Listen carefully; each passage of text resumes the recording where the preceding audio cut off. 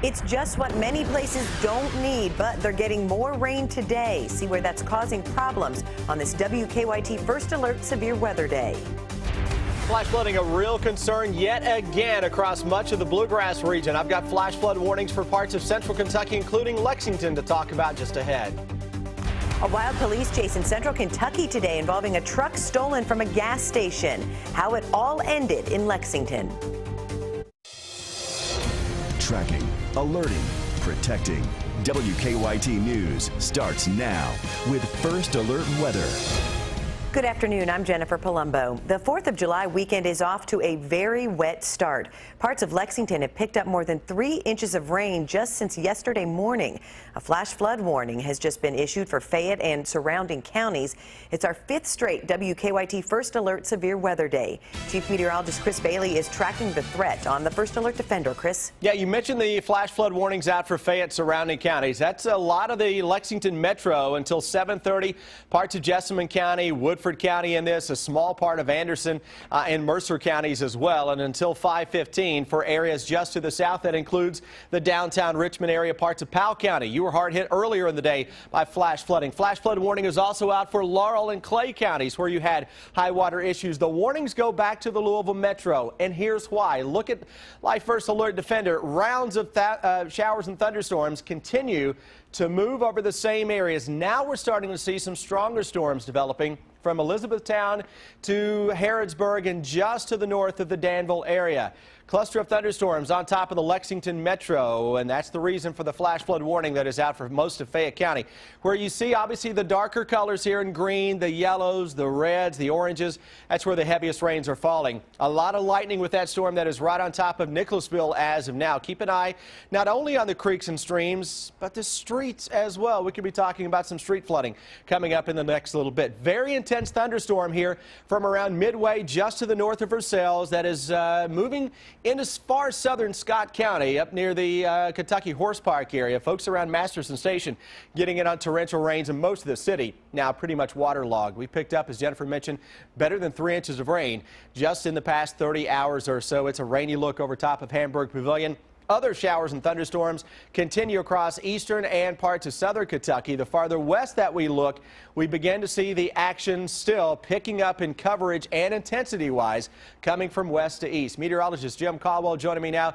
Jim, a lot of flooding reports so far today into parts of especially eastern and southern Kentucky. Yeah, they've really been coming in, and that's going to be a trend I fear that will continue as we head through the rest of the evening with more of this heavy rain rolling over some of the same locations again out there. What we have here for you is some of our severe weather reports that have been coming in so far out there today.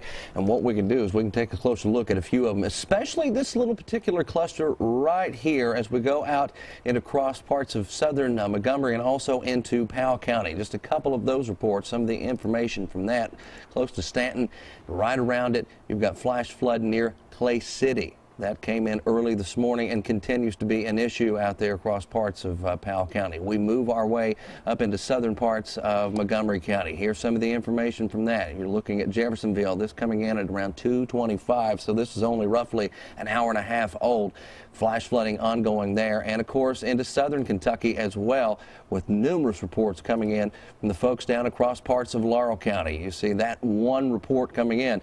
We were seeing some of those pictures coming in on social media a little earlier today that showed significant flash flooding down there. That came in around 1:04, most recent update at least. It's been an ongoing issue there throughout the day today. Just a bit of a mess out there, Chris. Some of the tips to keep in mind: always move to higher ground if you're caught where the water starts to come up. And the most important one I think that a lot of us tend to avoid is turn around, don't drown. If you come upon water that's over the road, don't go through it. You don't know how powerful that water is going to be. So turn around, don't drown, and head the other way. Looks like it's going to be a pretty active one, though, Chris. Yeah, it really is. And Jim will continue to watch for reports. And I imagine, Jennifer, that over the next half hour to an hour, we're going to start to see some flooding reports coming in from the Bluegrass region. We'll continue to watch as the skies are opening up. Thank you, Chris. And Jim mentioned Powell County. The timing couldn't be worse for this latest round of heavy rain. In Powell County, both Brush Creek and the Red River have gone over their banks. Lester Robinson has lived along Brush Creek for 12 years. The flooding washed away his home. The last 2 times, it just got up underneath my trailer, and that was it. It dropped real quick. but this time it pushed it. Robinson says his dog woke him up just seconds before his trailer washed away. An unusual police chase today on some of Lexington's busiest roads, and it involved a stolen bucket truck. Lexington police say a woman stole the truck from a man at a gas station off exit 104 of I-75, then led police on a nearly 50-mile chase from Lexington to Richmond and back. WKYT's Sean Moody shows us how the chase finally ended in our top story at 4. We're told the chase began here at the BP station along Athens-Boonesboro Road. Police and witnesses said a man was filling up that bucket truck when that woman jumped inside and then took off. Kentucky State Police arrested the woman on West Main Street here in Lexington. They said she'd likely face charges of assault, theft, reckless driving, and wanton endangerment. Police say around 10 o'clock, the woman jumped into the truck and got out onto Athens-Boonesboro Road. They said the worker ran after her and tried to stop her, but she started driving again. They say she dragged him about 50 feet. From there, police said she got onto I-75 south before turning around and heading back north at exit 90 in Richmond. At that point, Richmond police, Madison County Sheriff's deputies, and state police started driving after that truck. They put out spike strips in several spots along the interstate, blowing out some of the tires. They said she eventually got off the interstate at Newtown Pike back in Lexington and then kept going along Newtown, Alexandria, and then to Leestown Road. State police said they were concerned about a truck that big driving erratically through town. She drove approximately 2 miles on the wrong side of the road where oncoming motorists had no idea what was coming at him. A state police cruiser stopped in front of her along West Main Street just before the cemetery, and they say she ran into the back of it, finally bringing an end to the chase that covered about 40 miles. That worker who police said went after the truck is being checked out at the hospital. They said it's remarkable that nobody else was injured. In Lexington, Sean Moody, WKYT. Lexington police have not yet released the woman's name. We're tracking the search for a man wanted for assaulting a police officer. It happened during a traffic stop on Interstate 64 in Lexington around 7 this morning. Police say the pair ended up in a struggle before the man took off. Police spent about 2.5 hours looking for him before calling off the search. They returned to Hume Road near the 64-75 split around noon today after someone reported seeing the man. We're working on a number of other stories for WKYT starting at 4:30. Amber Philpott joins us from the newsroom with a look at some of the news in progress. Good afternoon, Amber. Good afternoon to you, Jennifer. New details today about a deadly apartment fire. 2 people died and 4 others were injured when the 3-story building caught fire in Louisville yesterday. Now investigators are looking into the possibility someone intentionally set that fire. The reasons for their suspicions coming up on WKYT News at 4:30. Aetna says it will buy Kentucky-based insurance company Humana. The deal is worth $37 billion. If approved by regulators, Aetna would become the 2nd largest managed care company. In a taping of Kentucky newsmaker, Senator Mitch McConnell said the Affordable Care Act is forcing insurers to keep up with big government. But if you look at the private health insurance market, they've wreaked havoc with the private health insurance market, basically taken it over and turned the health insurance market into kind of a regulated utility type situation. A very, very bad move in the wrong direction. We will take a look at what the merger means for Kentuckians ahead on WKYT News at 5. The city of Lexington made an announcement on the future of the Dirt Bowl today. The league, which is played at Douglas Park, was moved to the Dunbar Center after a shooting during games on June 21st. The shooting killed Kwame Elamine and injured 4 others. We'll tell you what the city has decided to do on WKYT News at 6. That is a look at just some of the news in progress. Jennifer, back to you. The markets are closed today in observance of Independence Day. They ended the week on a down note. Marley Hall has more on that and today's other financial headlines in today's Money Watch report. Ford is recalling 433,000 vehicles because of a software problem that could keep their engines running after drivers try to shut them down. The recall includes 2015 Focus, C-Max, and Escape models. The automaker says no injuries or accidents have been associated with the problem. The financial markets were closed today in observance of the Independence Day holiday. The shortened trading week ended in negative territory. The Dow dropped almost 28 points. The Nasdaq lost nearly 4. The people of Greece will soon decide how the country will handle its debt crisis. On Sunday, they will vote to decide if they want another bailout in exchange for more austerity measures like tax hikes and pension cuts. Meanwhile, Greeks are having a tough time getting cash, with ATM withdrawals restricted to about $67 a day. Americans will be celebrating the 4th with lots of food. The National Retail Federation's annual Independence Day survey found nearly 2/3 of people will take part in a cookout, picnic, or barbecue this weekend. According to the data, total spending on food items for the holiday is estimated to reach $6.6 billion. That's your Money Watch. For more, log on to CBSMoneyWatch.com. In New York, I'm Marley Hall. More teenagers are getting jobs, and analysts say that's a good sign for the economy. About 4.7 million teens are now working in the U.S. The teenage unemployment rate dropped last month to 18%. Experts say with so many qualified adults scrambling for work during the recession, they sometimes push teens out of jobs. All right, thank you, Chris. It's been a busy year for Miss Kentucky. This weekend, Ramsey Carpenter's reign is up, but she says the lessons she's learned will stay with her for a lifetime. Deanne Stevens is out and about today with more. Hi, Deanne. Good afternoon, everyone, from the University of Kentucky campus, where this has been a very busy week. We're here, the back of the SAE house, where contestants have been living throughout the week, hoping to be the next Miss Kentucky. Now, Miss Kentucky herself, Ramsey Carpenter, with us. This is your last full day as Miss Kentucky. It's so surreal. It's hard to believe that already a full year has gone by with this job. What have you done in the last year? A lot of traveling. What have I not done? A lot of traveling. I've been to over 170 schools. I've partnered with the National Multiple Sclerosis Society and, of course, with the Kentucky Department of Agriculture through Kentucky Proud as well.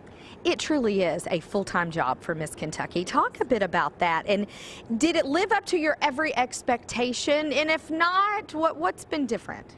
It lived up to my every expectation, but it also surpassed all of those, because not only was it a 24/7 job, but it also had so many opportunities and connections that came with it. And that's something that I don't think any person who has currently been Miss Kentucky or is a former or forever Miss Kentucky can truly put into words. Until you live it and you really just go through the motions of it, you can't really understand. But of course it is overwhelming in a positive way every second of every day, but it's one of the best experiences I could ever have. You know, there's so many misconceptions about pageants and being a pageant girl or pageant queen. It's different with the Miss America organization, isn't it? Talk a bit about that and what it provides for those who, like yourself, scholarship money and things of such. So for myself, scholarship was one of my biggest pulls into it. Growing up, I really wasn't a pageant girl. Of course, I did a few county fairs because my friends were doing it and I thought it would be fun to dress up and be on a stage. But for me, it's one of those, I was drawn to this because it's a scholarship opportunity and also for the other aspects as well. The best way to sum that up, I'm not sure if you all know this, but the Miss Kentucky crown, any of the state level crowns in the Miss America organization have 4 points and they do stand for something. So you have your scholarship, your biggest prize is not a crown, it's a scholarship. But winning Miss Kentucky last year and with other awards through the Miss Kentucky organization, I had $16,000 of scholarship funding, which enabled me to finish paying for my undergraduate degree. And also for service, I work with the National Multiple Sclerosis Society and now also the Teva Corporation, and have been able to reach actually nationwide through different events to do different things for those individuals diagnosed with MS. Style, you can see that as fashion, but I embrace it more as living a healthy lifestyle because of the medical standpoint, but just living the fullest life that you can. Healthy lifestyle is important. And then also success. And that means something different to everyone out there. So one thing that was really cool about this is each Miss Kentucky isn't supposed to emulate the one that was before her. She's supposed to take this job and turn it into her own. So it was something I was really excited to do this year. You've done a great job at that. Pageant is tomorrow night, the finals of the Miss Kentucky pageant. Tomorrow night, Singletary Center for the Arts at 7 o'clock. Coming up at 4:50, we're going to find out the most memorable moments of Miss Kentucky the last year and where she goes from here. I'm Deanne Stevens, out and about. Back to you guys. It's time for better living, health, education, and consumer news that impacts your life. Scientists are testing whether a pill can prevent diabetes. The study is looking at 400 adults and children who are at risk for developing type 1 diabetes. Participants are given one insulin pill or a placebo each day. A smaller preliminary study by different researchers showed that the immune systems of children changed when they took insulin pills. A new study from Israel finds children with autism spectrum disorder do not adjust their nasal breaths when they smell either very pleasant or very unpleasant odors. Typical children take bigger sniffs if they smell something sweet, and they limit them when they smell something rotten. The findings suggest smell tests might be a way to help diagnose the disorder at a very early age. Americans will be firing up the charcoal grills this holiday weekend, but it turns out charcoal isn't only for the barbecue. As Jill Wagner shows us, it's now turning up in beauty products, and some people are even drinking it. At Juice Generation in Manhattan, customers can get a variety of fruits and veggies in their drinks. And now there is an unexpected new option: activated charcoal. It sounds crazy, right? Emily Parr came up with the idea after seeing charcoal used in beauty products like face masks. In the drinks, there are 2 teaspoons of the fine powder, which comes from charred coconut shells. Proponents believe it can help detoxify the skin and the body. And it tastes pretty good? Yeah, it's really good, actually. Scarlett Dancer drinks about 3 bottles a week and believes it helps her skin and digestion. Do you taste the charcoal at all? No, not at all.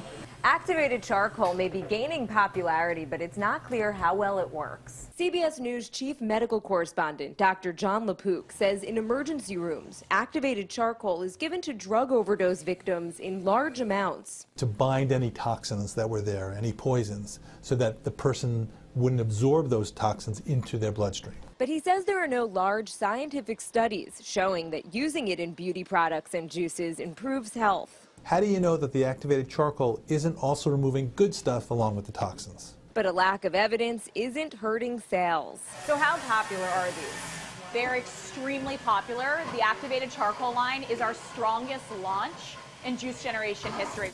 In fact, Juice Generation plans to start using it in more of their drinks. Jill Wagner, CBS News, New York.